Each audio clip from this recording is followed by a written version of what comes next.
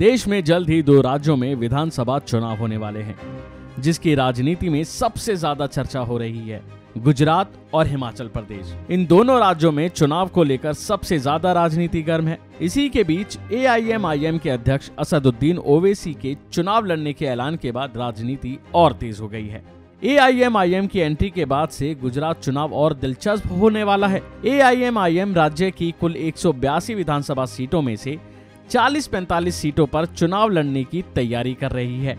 अब आप ये सोच रहे होंगे कि आखिर 40-45 सीट ही क्यों? जब सीट 182 हैं तो AIMIM 40-45 सीटों पर चुनाव लड़ने की तैयारी क्यों कर रही है? इन सीटों में ऐसा खास क्या है? तो बता दें, इनमें से अब तक अहमदाबाद की 3 और सूरत की 2 सीटों के लिए प्रत्याशी भी उतारे हैं। 5 में से 4 पहली बार के प्रतियोगी हैं। तो वहीं AIMIM का गुजरात विधानसभा चुनाव में अपनी पार्टी के उम्मीदवारों का उतारना इसलिए भी दिलचस्प है क्योंकि पिछले साल फरवरी में हुए स्थानीय निकाय चुनावों में पार्टी ने 40 में से 26 सीटों पर जीत हासिल की थी, जिसमें मोडासा में 9, गोधरा में 6, भरूच में 1 और अहमदाबाद में नगर निगम की 7 सीटें शामिल हैं, जिसके बाद से यहाँ उनकी जीत की उम्मीद और ज्यादा बढ़ गई है। ऐसे में ये देखना दिलचस्प होगा कि क्या गुजरात के वोटर्स ओवैसी की पार्टी पर विश्वास दिखाएंगे।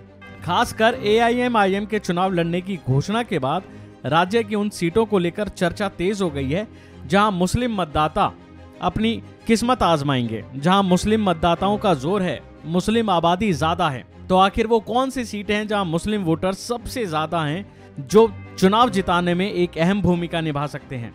साल 2011 के अनुसार गुजरात में मुस्लिम आबादी का कुल 6.4 करोड़ में से 58.47 लाख है, जो करीब 9.67% है।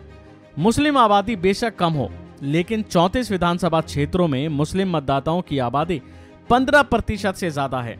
वहीं गुजरात में 20 विधानसभा क्षेत्र हैं जहां मुस्लिम मतदाताओं की संख्या 20% से ज्यादा है।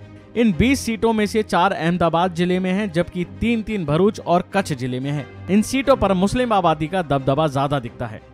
इन आंकड़ों पर नजर डाली जाए तो लगता है कि राज्य में कई सीटों पर मुस्लिम वोटर्स उम्मीदवार की जीत और हार तय करने में एक अहम भूमिका निभा सकते हैं। ऐसे में सबसे बड़ा सवाल यही है कि क्या मुस्लिम वोटर्स ओवैसी की पार्टी को वोट देंगे? क्या मुस्लिम वोटर ओवैसी पर विश्वास जता पाएंगे?